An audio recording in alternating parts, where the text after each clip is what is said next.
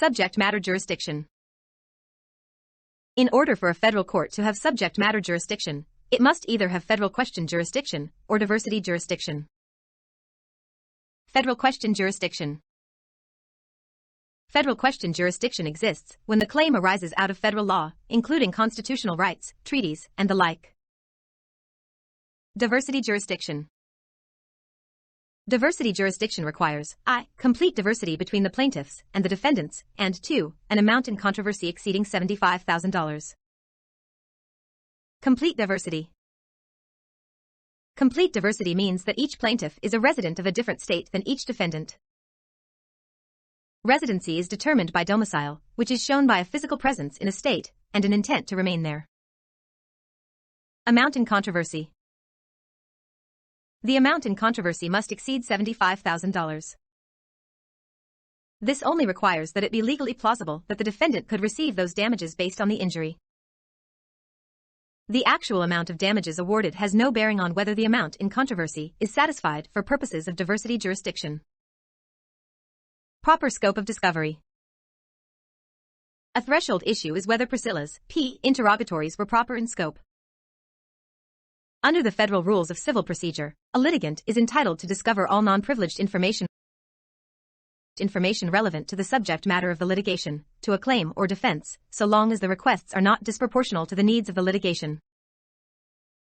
Relevance is defined broadly and is not limited to evidence that will be admissible at trial. Interrogatories. To obtain relevant information, a litigant may use several discovery devices, including interrogatories, to another party. The party responding to interrogatories must provide written responses, under oath, within 30 days of service of the interrogatories.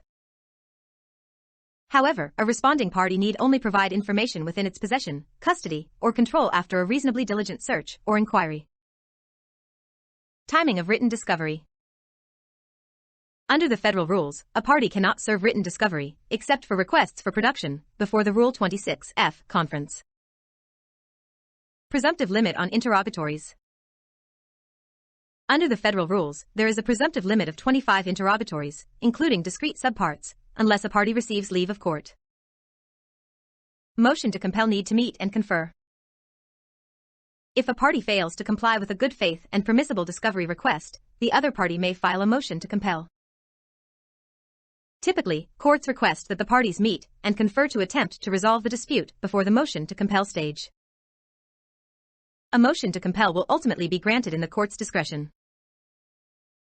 Any motion to compel must contain a certificate or statement of compliance with this requirement. Adequacy of objections. A party responding to written discovery requests, including interrogatories, must state his objections specifically. If an answer is only in part objectionable, a responding party must specify the part objectionable and answer the remainder. Good cause for medical examinations. Unlike other discovery requests, obtaining a mental or physical examination of a party under the federal rules requires a court order based on a showing of good cause, unless the party consents. Disclosure of expert witness. Under the federal rules, a party has an affirmative obligation to disclose basic information about its testifying experts, including the identity of the expert, the opinions to be offered, the factual basis for those opinions, and the expert's qualifications. Disclosure of experts hired simply to prepare for litigation, but who will not testify at trial, is not required. Privilege log. In response to a discovery request, a party may produce a privilege log that describes the privileged nature of information sought. The privilege log must identify with specificity the basis for asserting the privilege, so that the other side can properly assess whether the privilege was properly invoked. Attorney-client privilege. To assert the attorney-client privilege, G must show a confidential communication between a lawyer and client made for the purposes of requesting or receiving legal advice. The privilege extends to agents, including independent contractors, of both the attorney and the client, if their communications are made in connection with the attorney-client relationship. Production of documents. After mandatory disclosures have been made, and as part of the discovery process, a party may request the production of documents and information relevant to the claim. Work product privilege. Under the work product privilege, materials prepared by counsel in preparation for litigation may be protected from disclosure. Some materials, such as investigative reports, are discoverable if 1. The information cannot reasonably be obtained through other means, and 2. The party seeking disclosure will suffer substantial prejudice if the information is not disclosed. However, the mental impressions of an attorney are absolutely protected. TRO. A temporary restraining order, TRO, is a form of injunctive relief that a party may obtain with or without notice, which, if granted, immediately enjoins a party from taking a contested action until the parties can be heard on a preliminary injunction motion. In essence, TROs and PIs are designed to preserve the status quo during the pendency of an action. When a court grants a TRO, it will generally set the preliminary injunction hearing shortly thereafter, usually within 10 days. TROs are obtained ex parte upon a showing that giving notice to a party is likely to frustrate enforcement. A TRO is only granted upon a showing of immediate harm.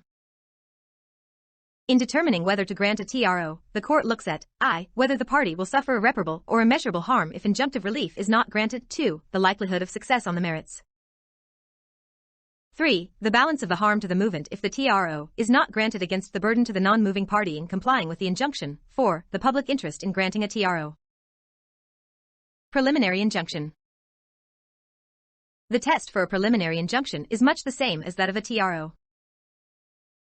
The plaintiff must establish a likelihood of success on the merits, a likelihood of irreparable injury if a preliminary injunction is not granted, and a balancing of the hardships of plaintiff and defendant / the public in plaintiff's favor in order to succeed. We should also note that in the case of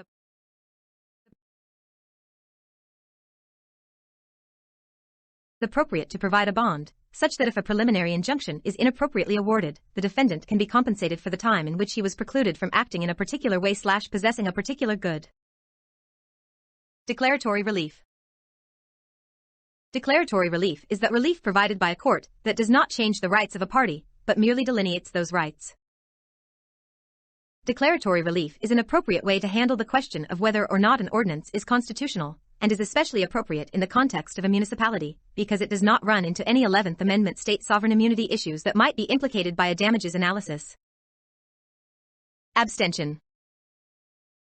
If a state law claim is joined to another claim, the federal court asked to hear those claims may abstain from hearing the state law claim, sever it, and remand it to a state court if the interest of the state in resolving the questions of law that are at issue are particularly high. Well-pleaded complaint. To survive a Rule 12(b)(6) motion to dismiss for failure to state a claim on which relief can be granted, the pleading in a complaint must allege enough facts to give the defendant notice of the cause of action and the facts on which the claim is based. Under Twombly and Iqbal, a federal court must apply a two-part test to determine whether a complaint is sufficiently well-pleaded. First, the court strikes all conclusory legal allegations. Second, taking all remaining factual allegations as true, the court determines whether the facts as alleged would make it plausible for the plaintiff to succeed in obtaining the relief that is sought. Fraud pleadings. For claims of fraud, the federal rules require fact pleading, rather than the notice pleading permitted by Conley and, to a lesser extent, Twombly and Iqbal. The plaintiff must allege specific facts that made the defendant's conduct fraudulent. Subject matter jurisdiction. Federal question jurisdiction. Federal courts are courts of limited subject matter jurisdiction. Subject matter jurisdiction can be conferred on a federal court either through federal question jurisdiction or diversity jurisdiction. Federal question jurisdiction exists where the cause of action, as stated in the complaint, arise under a federal law or federal issue. Diversity jurisdiction. Generally, diversity can confer subject matter jurisdiction on a federal court if 1. All plaintiffs are completely diverse from all defendants, and 2. The amount in controversy exceeds $75,000. Complete diversity. Complete diversity is measured at the time a lawsuit is filed, and exists if no plaintiff is a citizen of a state of which any defendant is a citizen. For individuals, the state of citizenship for diversity purposes is the state of domicile, i.e. the state wherein the individual resides, and has expressed or demonstrated an intent to reside permanently. Amount in controversy. The amount in controversy must exceed $75,000 in order for diversity jurisdiction to exist.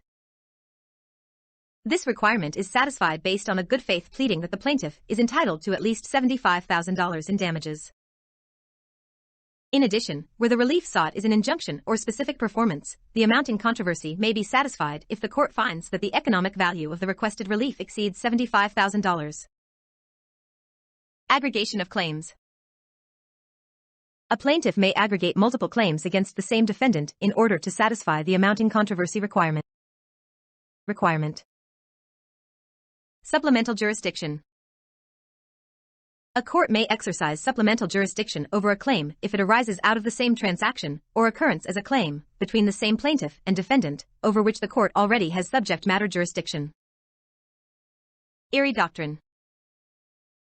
Generally, in diversity cases, the federal court applies state substantive law, based on the law of the state in which the court sits, and federal procedural law. First, the court must ask whether there is a conflict between state and federal law. If so, then the court must ask whether there is a federal statute or federal rule that addresses the issue. If such a federal statute exists, the court must apply it. If a federal rule addresses the issue, the court must ask whether the rule expands, abridges, or modifies a substantive right. If so, then the court may only apply the rule if its effect on the right is incidental. If there is no federal statute or rule on point, the court must ask whether the failure to apply state law would change the outcome in the case. If so, then the court must apply the state law. Finally, if the inquiry reaches past this point, the court must consider the relative interests of the state and federal judiciaries in adjudicating the issue, as well as the need to disincentivize forum shopping. Law of the situs. The default choice of law for determining disputes over real property is to apply the choice of law, or the substantive law, if the choice of law is silent, of the state in which the property is located. Service of process. Service of process in California can be accomplished in a variety of ways. First and foremost, a defendant may be personally served with a summons and a copy of a complaint. When in-person service does not work, substituted service may be attempted by leaving the summons and a copy of the complaint with the registered agent or another person who resides at the defendant's domicile. The summons and complaint must also be sent via certified mail to the defendant's address of record. However, process must be served by a person over the age of 18, who is not a party to the case. Additionally, service of process on an international is subject to different rules. Process may be served either in compliance with governing international treaties, or via certified mail with a return receipt. Personal jurisdiction. In personam jurisdiction describes the personal jurisdiction of a court over the parties before it. There are three traditional bases of in personam jurisdiction: when a defendant consents to the court's jurisdiction, when a defendant is domiciled in the jurisdiction in which the court sits, and when a defendant is present in the jurisdiction and is properly served with process while present. When the traditional bases of in personam jurisdiction do not apply, a state long-arm statute may provide an alternative basis for jurisdiction. Long-arm statute and constitutional limitations. However, California also has a state long-arm statute that may provide an alternative basis for personal jurisdiction. California's long-arm statute goes to the full extent of the federal Constitution, subject only to due process limitations. For a court's exercise of personal jurisdiction to comport with due process, the defendant must have sufficient minimum contacts with the jurisdiction, the exercise of jurisdiction must be related to the defendant's contacts, and the exercise of jurisdiction must not offend traditional notions of fair play and substantial justice. Minimum contacts. For a defendant to have sufficient minimum contacts with California, it must have purposefully availed itself of California, such that it was foreseeable that its minimum contacts would cause it to be hailed into the California courts. In stream of commerce cases, purposeful availment consists of some action by the defendant deliberately targeting the jurisdiction. Relatedness. Relatedness is satisfied either in a specific sense, when a cause of action arises out of a defendant's contacts with a jurisdiction, or more generally, when a defendant is domiciled in a jurisdiction and is essentially at home in that jurisdiction.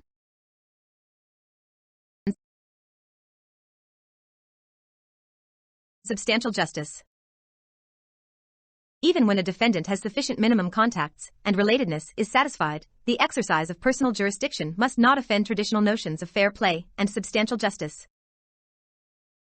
In considered whether the exercise of personal jurisdiction does so, a court considers a multitude of factors, including the plaintiff's interest in relief, the forum state's interest in providing a forum such that the plaintiff can seek redress, and whether other forums might be more appropriate. Venue. Venue in California is organized by each of the 58 counties in the state. Different rules apply based on whether the action is a local action or a transitory action. Venue is proper in a local action, one involving real property, in the county in which the real property lies. For a transitory action, venue is generally proper in a California Superior Court in any county where any defendant resides. For contract actions, venue is additionally proper in the county where the contract was entered into and the county where the contract was expected to be performed. For tort actions, venue is proper in the county where the act or omission giving rise to the tort occurred. If no venue is proper following the application of these rules, then venue is proper in any county in which a court has personal jurisdiction over the defendants. Removal. A case initially filed in state court is properly removable to federal court when the case could originally have been brought in federal court. Removal is accomplished by filing a notice of removal in federal court within 30 days of service of a document that shows the case to be removable, but cases removable to federal court solely on the basis of federal diversity jurisdiction cannot be removed more than 1 year after the filing of the action in state court. Subject matter jurisdiction. For a case to be properly brought in federal district court, the federal court must have subject matter jurisdiction. A federal court may have federal question jurisdiction or diversity jurisdiction over a case. In cases where at least one trunk claim is within the court's federal question jurisdiction or diversity jurisdiction, the court may have jurisdiction over additional claims that share a common nucleus of operative fact with the federal trunk claim. Federal question jurisdiction. Federal question jurisdiction consists of claims arising under the Constitution, treaties, and federal laws and regulations. The question must appear on the face of a well-pleaded complaint. Diversity jurisdiction. Diversity jurisdiction arises when there is a diversity of citizenship between the parties, and the amount in controversy in the action exceeds $75,000. A U.S. citizen or permanent resident alien is considered to be a citizen of the state in which she is domiciled, an alien is considered to be a citizen of the country of his citizenship, and a corporation is considered to be a citizen both of all jurisdictions in which it is incorporated and the state in which it has its principal place of business. However, even when each plaintiff is fully diverse from each defendant, a federal court still will not have subject matter jurisdiction if both the plaintiffs and defendants are aliens and U.S. citizens are not present on both sides of the action. Accordingly, aliens are present on both sides of the action, but U.S. citizens are not. Therefore, diversity of citizenship is not met. Amount in controversy. The amount in controversy is the amount, when plaintiff asserts a monetary damages claim, that a plaintiff seeks from the defendants. When a claim asserted jointly against two defendants, the amount in controversy is the total relief sought from the defendants. For a federal court to have jurisdiction, the amount in controversy must exceed $75,000. Applicable law. After having been injured by Diana, D. Phil, P. filed a complaint in April against D in federal district court properly alleging diversity jurisdiction and seeking damages for negligence for physical injury. As such, because the complaint was filed in federal court, the Federal Rule of Civil Procedure, FRCP, govern the rules applicable to the proceedings and the actions of the courts and the parties in the suit. Scope of discovery. Discovery is the process by which parties obtain information from the other party. The FRCP provides for a broad scope of discovery, and the information needs only to be relevant to the cause of action. In fact, any information that would reasonably lead to the discovery of admissible evidence is discoverable. In other words, the information does not have to be admissible evidence to be produced, but only to reasonably lead to such information. Physical examination.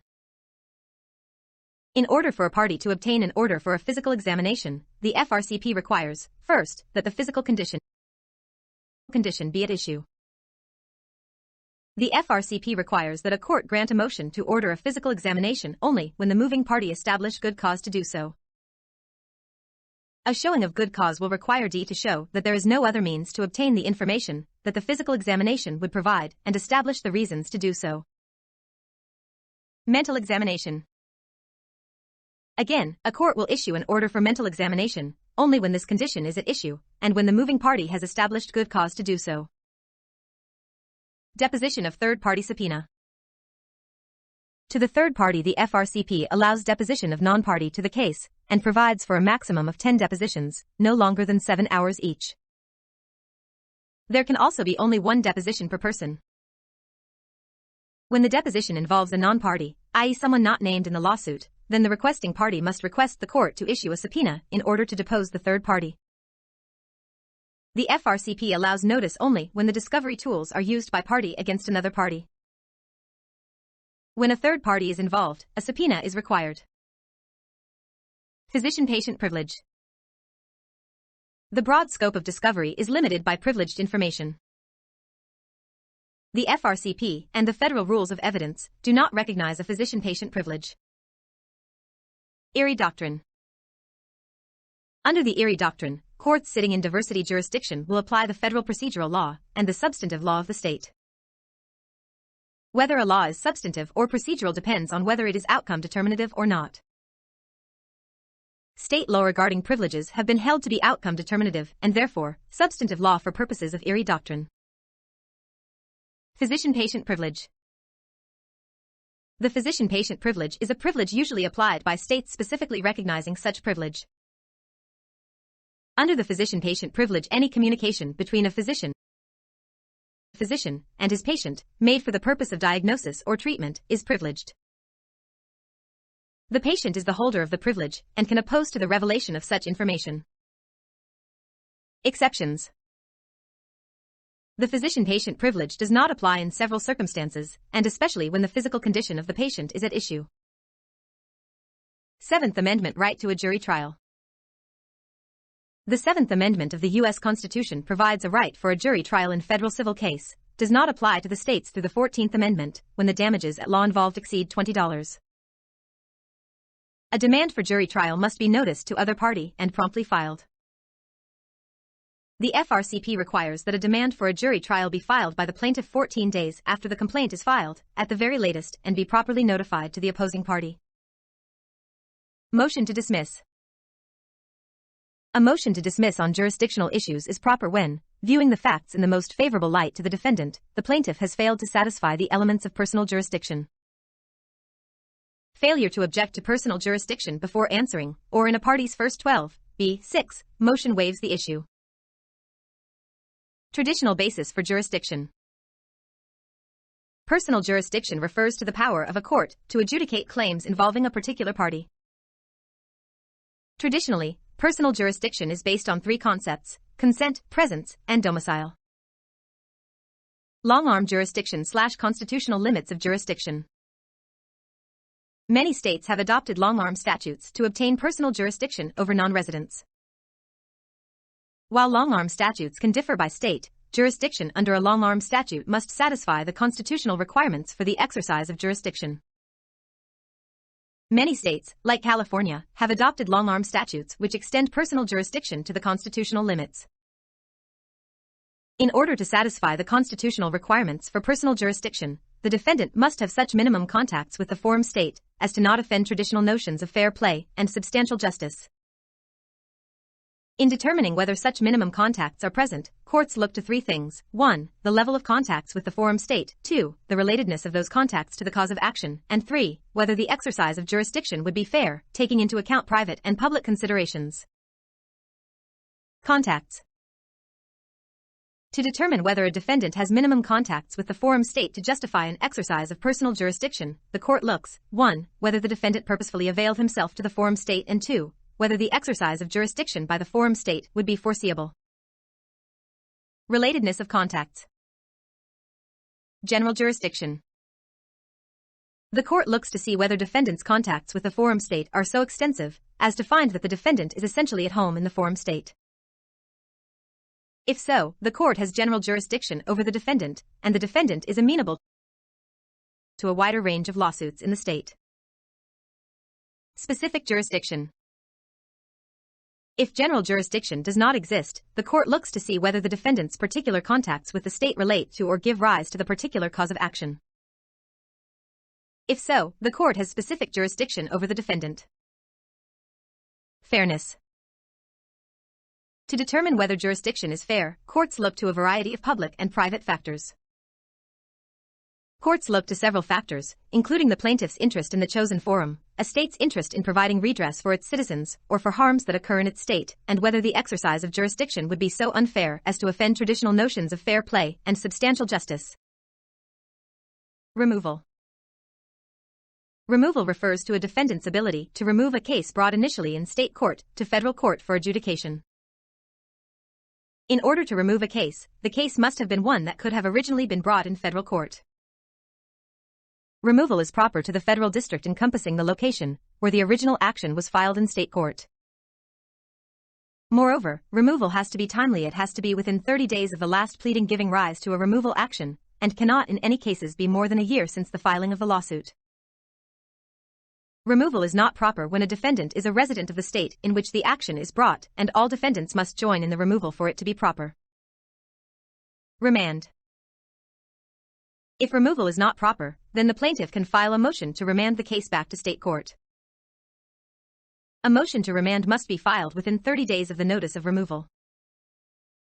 Federal question jurisdiction. Federal question jurisdiction refers to claims that are brought to enforce or decide a federal right. Diversity jurisdiction. For diversity jurisdiction to exist, there must be diversity between plaintiffs and defendants, and the amount in controversy must exceed $75,000.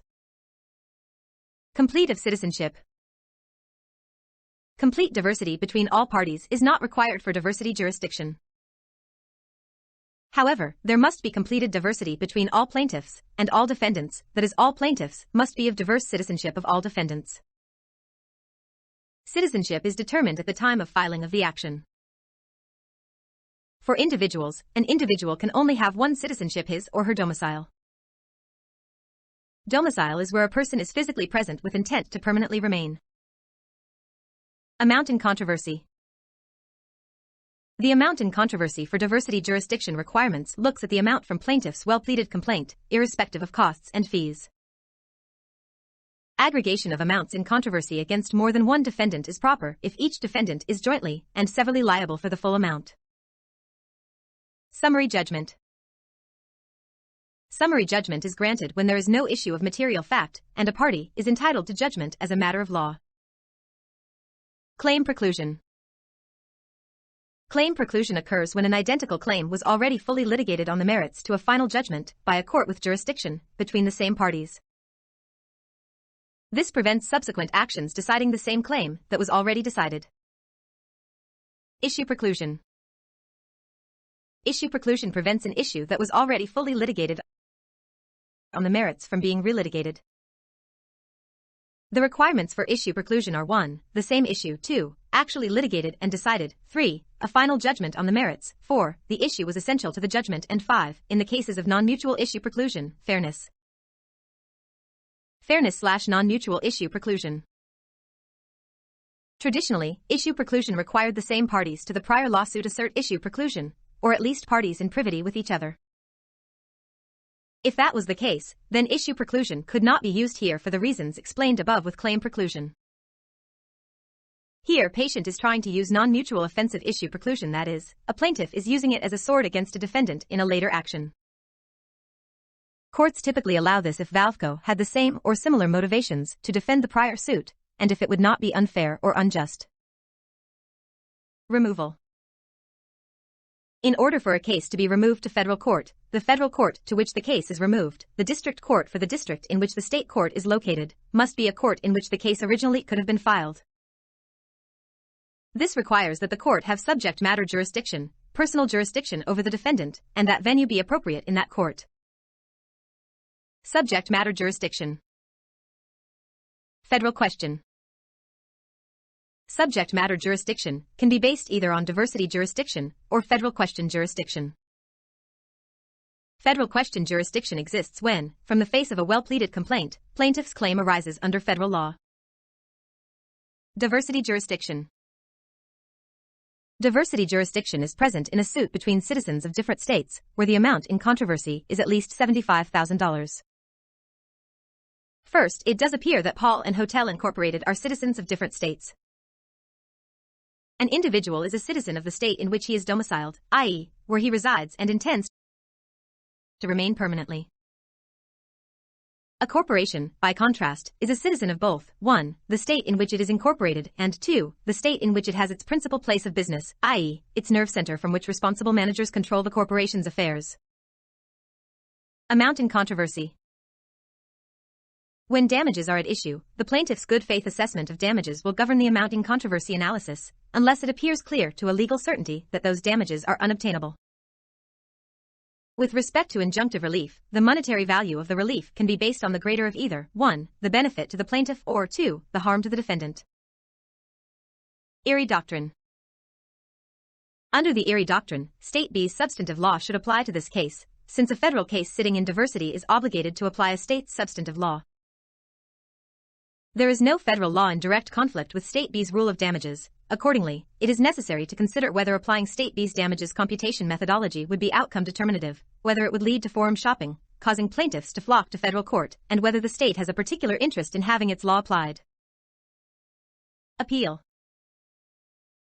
However, under the final judgment rule, one has a right to appeal as of right only from a final judgment of the district court. A final judgment is one that is final as to all claims at issue and all parties involved, i.e., one that leaves nothing more for the trial court to do. A party must appeal within 30 days of an appealable order. Collateral order doctrine. The Court of Appeals may choose to hear an appeal based on the collateral order doctrine, where a decision of the district court is collateral to the merits of the case, involves an important issue of law that has been finally decided, and the party appealing would be effectively precluded from achieving review of the decision absent an immediate appeal. Interlocutory Appeals. Nor is there any indication from the facts that the district court has certified this ruling for immediate appeal under the Interlocutory Appeals Act, or that the Court of Appeals has accepted such an appeal, or that any statutory exception to the final judgment rule applies. Orders reviewable as of right. As an initial matter, the order granting Paul's requested injunction is an appealable order. Although the grant of this motion would otherwise not be a final judgment under the final judgment rule, there is an exception for orders granting, modifying, or dissolving injunctions. Scope of discovery. The scope of discovery is whether the request is reasonably calculated to lead the discovery of admissible evidence. As a general matter and absent any other exceptions, evidence is admissible if it is relevant. Relevance means it has any tendency to make the existence of any fact that is of consequence to the determination of the action more or less probable than it would be without the evidence. Privilege log. When a discovery request is within the permissible scope of discovery, but it seeks protected or privileged information, the responding party must provide a privilege log describing the privileged document with particularity and asserting why it is privileged. Work product. The work product privilege applies to all materials prepared by an attorney or a client at the attorney's request in anticipation of litigation. Not all aspects of the work product privilege are absolute. Any mental impressions, opinions, theories of the case, and related information is absolutely privileged and is never discoverable. However, the remaining aspects of a document may be disclosed if the requesting party establishes, 1, there is a substantial need for the information, and 2, he or she cannot obtain the information from any other source. Amended pleadings. Civil Rule 15 allows a plaintiff to amend her complaint once before the answer is filed, or any time thereafter with leave of court. Rule 15 requires a court to freely grant leave to amend a complaint as justice requires. When a complaint is amended to include a new claim, it relates back to the date of the original filing as long as the claim arises out of the same transaction or occurrence. A party may amend his or her request for damages in the complaint. This new claim for damages relates to Pat's new strict liability claim. Subject matter jurisdiction. Subject matter jurisdiction, SMJ, considers whether the court has the power to hear the particular case. This case was brought in federal court, Federal courts are courts of limited power, unlike state courts, which can generally hear any case save for several exclusively federal categories. In order for federal courts to have proper SMJ over a case, the case must either be based on a federal question or meet the requirements for diversity of citizenship jurisdiction. Federal question. A case may properly be held in federal court when the case is based on a federal question. This requires that the plaintiff assert a claim arising under the federal constitution or a federal law. The well-pleaded complaint rule dictates that the claim be asserted in plaintiff's complaint. It is not enough that a federal issue generally be raised by the case, nor that the defendant will defend on the grounds of a federal law. Diversity in citizenship. However, the federal courts have another means of jurisdiction available, in the form of diversity of citizenship.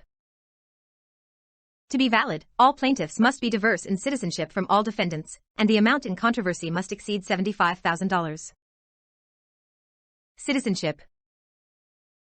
There is an absolute diversity requirement, wherein each plaintiff must be entirely diverse in citizenship from each defendant. The federal rules allow for diversity between citizens of different states, or citizens of a state and a foreign country. Citizenship for individuals is based on their domicile, which is evidenced by physical presence and intent to remain. For corporations, citizenship is determined by place of incorporation and principal place of business, which is where the owners, directors, and management manage and direct the company's affairs. Amount in controversy. Next, the amount in controversy must exceed $75,000 excluding interest and attorney's fees. The court will examine this based off of a good faith pleading of damages by the plaintiff. To reach this amount in controversy, any single plaintiff may aggregate as many claims together to meet the minimum requirement. However, multiple plaintiffs may not aggregate claims in order to reach the minimum requirement. The mere fact that the parties recovered less than $75,000 at the end of the trial does not mean that the court loses jurisdiction or never had it in the first place. All that is required is a good faith claim exceeding $75,000. Supplemental jurisdiction. When the amount in controversy is not met, we can look to supplemental jurisdiction to see if the claim can nonetheless get into federal court. Supplemental jurisdiction requires that the claim contain a common nucleus of fact with the other claims asserted. If the claim arises out of the same transaction or occurrence, then this test is always met. Supplemental jurisdiction cannot be invoked when it would defeat complete diversity in a diversity case. When can SMJ be asserted? Some claims must be asserted before certain stages of the trial in order to be preserved, and if not raised, then they are waived. SMJ, however, is never waived, as it is a strict requirement that the federal courts have subject matter jurisdiction. Personal jurisdiction. Personal jurisdiction, PJ, considers whether the state can properly hear this claim against this defendant. It asks whether the state has the power to force the defendant to come into the state to defend the claim. To examine whether PJ exists over C in State A, we must look to the traditional basis of exercising jurisdiction, the state Arm Statute, and to the constitutional limitations on exercising PJ. Traditional basis of exercising jurisdiction. Traditionally, PJ can be asserted over a defendant if the defendant, 1. Is domiciled in the state, 2. Consents to jurisdiction, or 3. Is served with process while in the state. Arm Statute. A Arm Statute is a state statute that states when the state can reach and grab an out-of-state defendant and force the defendant to defend in the state court. Some of these Arm statutes require that the defendant commit a tortuous act in the state or break a contract in the state, while others simply grant the state the ability to reach out to grab defendants to the full extent as allowed by the U.S. Constitution. Constitutional limitations. To exert PJ over an out-of-state defendant, the Constitution requires certain minimum contacts with the forum state such that maintenance of the suit there does not offend traditional notions of fair play and substantial justice. Minimum contacts. The Constitutional requires the defendant to have some minimum contacts with the forum state in order for the state to exert jurisdiction. The defendant must have purposefully availed himself in the state, such that being subject to a claim in that state would be foreseeable. Purposeful availment. Purposeful availment requires that the defendant commit a voluntary act in the forum state. The minimum contacts must be sufficient enough to make it foreseeable that defendant would be hailed into court in the forum state. Relatedness of the claim to the contact. The more related the claim is to the contact with the forum state, the more likely the court will be to allow for jurisdiction over the defendant. If the claim arises directly out of the contact with the forum state, this gives rise to specific personal jurisdiction. Next, general personal jurisdiction may exist if the defendant consistently and regularly conducts activity in the forum state, such that he is essentially at home there. Merely selling goods in a state does not give rise to general PJ, there must be an actual physical presence. Fairness. Finally, the court will look to see if holding the suit in the state meets general standards of fairness. Under this, the court considers the witnesses, the forum state's interests, and the plaintiff's interests. Under the convenience factor, the court will look to see how convenient it is to hold the case in the forum state, based on a variety of factors including where the parties are, where the witnesses are, where the evidence is, etc. If the inconvenience to the defendant grossly impacts his ability to defend against the case, the court will likely dismiss for lack of PJ. State's interests. Next, the court will look to see if the forum state has a strong interest in providing a forum for the claim. Here, State A is interested in providing a forum for its residents. It wants to be sure that they are compensated for their injuries. Plaintiff's interests. Finally, the court looks to the plaintiff's interests in having the case in the forum state. When can PJ be asserted?